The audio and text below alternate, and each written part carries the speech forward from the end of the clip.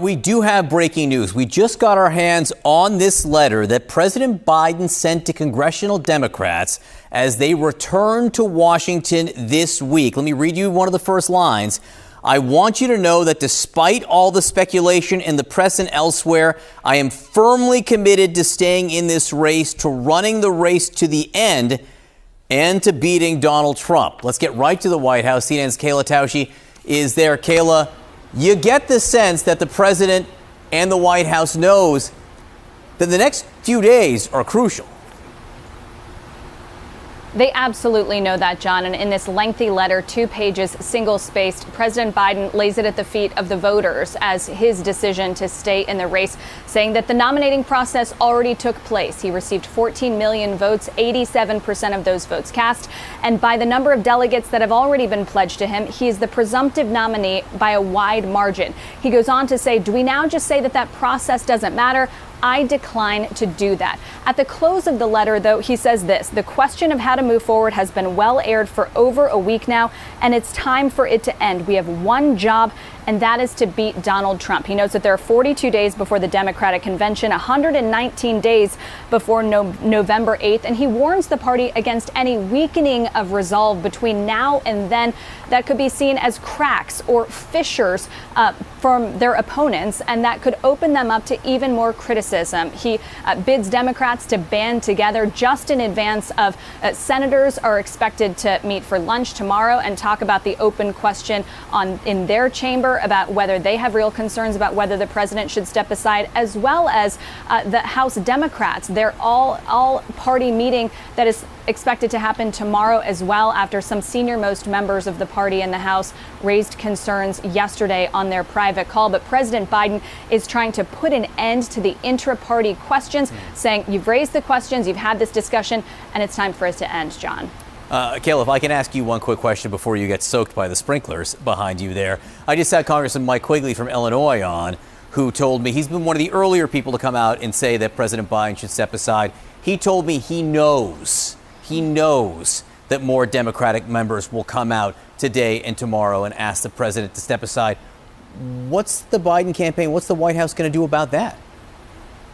Well, there's outreach going on behind the scenes in addition to this public letter that the president has just released. They're trying to assure some of those Democrats that they understand those concerns and that the president is confident and the campaign is confident that he will be able to deliver victory, not only for himself, but down ballot in November. Unclear, John, whether those conversations will fall on deaf ears, whether many of those lawmakers have already made up their mind at this point. But I've been hearing from a lot of people in the White House and the DNC this morning who are worried about that issue that the president raised in his letter about if Biden ends up being the nominee a few weeks from now, if all of this was just an exercise in futility, how much damage was done to the party and done to their ticket in the interim, and whether there's actually even a viable process that can be run that gives them a better outcome. I mean, there are real open questions that people are having right now, but certainly the president is trying to reaffirm that he is the answer.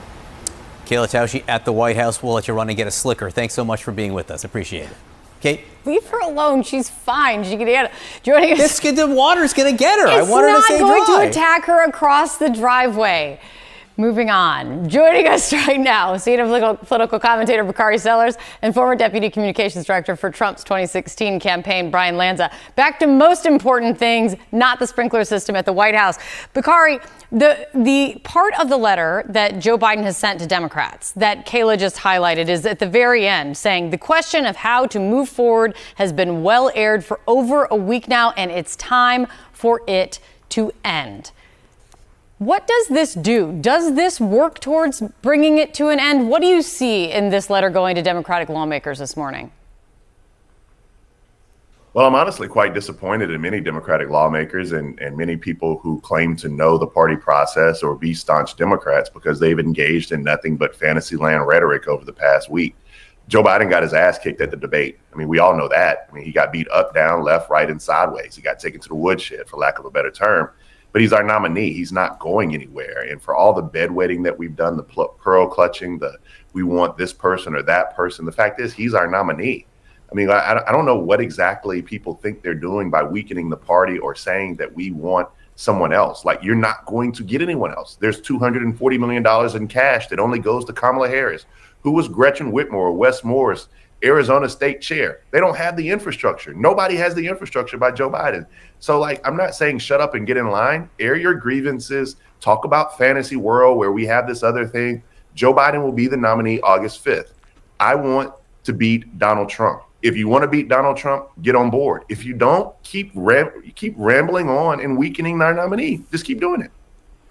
Brian, Axios spelled it out this way, that in terms of looking at what this week could bring, that Biden's best opportunity to prove his Democratic doubters wrong probably will come with his NATO press conference that comes on Thursday. But I also did have the opportunity to speak with Democratic Senator John Fetterman, who has been very supportive of Joe Biden in light of the debate, the disastrous debate. He was just on with me. Let me play you what he said as he was campaigning with Biden yesterday.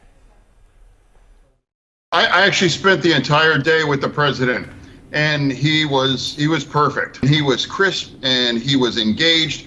And the Harrisburg event, it was actually in the 90s, and he was crushing. He was just doing fine. It was like a perfect, normal kinds of Joe Biden that I've always seen. And Brian, you are not in the business of giving Democrats advice ever, but is that what you hear from John Fetterman? Is Biden being out on the campaign trail? Is Biden sending this letter to Democratic lawmakers? Is that what proving Democratic doubters wrong? Is that what this looks like? First of all, thank you for having me. Listen, I don't think so. I mean, they have a tough task ahead of them in keeping Joe Biden as their nominee. I think he's going to remain their nominee because he's clearly their president.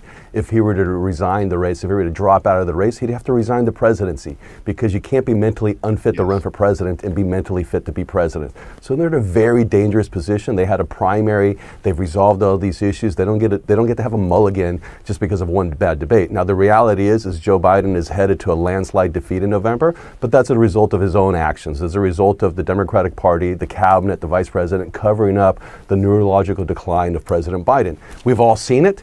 People are going to try to continue to cover it up, but we can't unsee what we've seen. And the reality is the uphill battle that Joe Biden has to take place between now and November, he'll never hit it because you're going to have more and more moments where you can see the neurological decline. But that doesn't matter. The Dems have made it. They made their bed. They've chose their candidate. They ignored everybody else who was saying Joe Biden was unfit to go forward, and now they're stuck with a candidate who can't complete sentences, who can't find the door, who on the world stage looks weak at a time that our world is on fire. So listen, there's no savior, there's no mulligan, they're stuck with the guy, they're trying to find ways out of it, they're eating each other up as a party. I love watching it. I encourage more people to watch it, but the reality is a week from now, 2 weeks from now, Joe Biden's going to be the nominee, he's going to be president, and we're going to have a vigorous debate through November, and I think the debate's going to ultimately result in a Donald Trump presidency. Well, John Fetterman seeing a very different Joe Biden than what you're describing right now, which is kind of what this week presents, I think, Bakari. And I think one of the important things that we need to hear from and have heard from somewhat is the party's most powerful black lawmakers. They've either been silent so far or they are openly supportive of Biden right now. Politico is reporting that during yesterday's call with House Democrats, several of the giants of the Congressional Black Caucus, from Maxine Waters, Bobby Scott, David Scott, Benny Thompson, Greg Meeks, all argued that the party needs to stick with Biden, focus back on Trump, talk about policy contrasts. What role do you think these lawmakers play, and what happens next? That's a very good question, Kate. I was just at Essence Fest this past weekend with a lot of black lawmakers, and Troy Carter and Keem Jeffries and others. And the sentiment is, we're rocking with Biden, and we're going to, because that's who the voters want.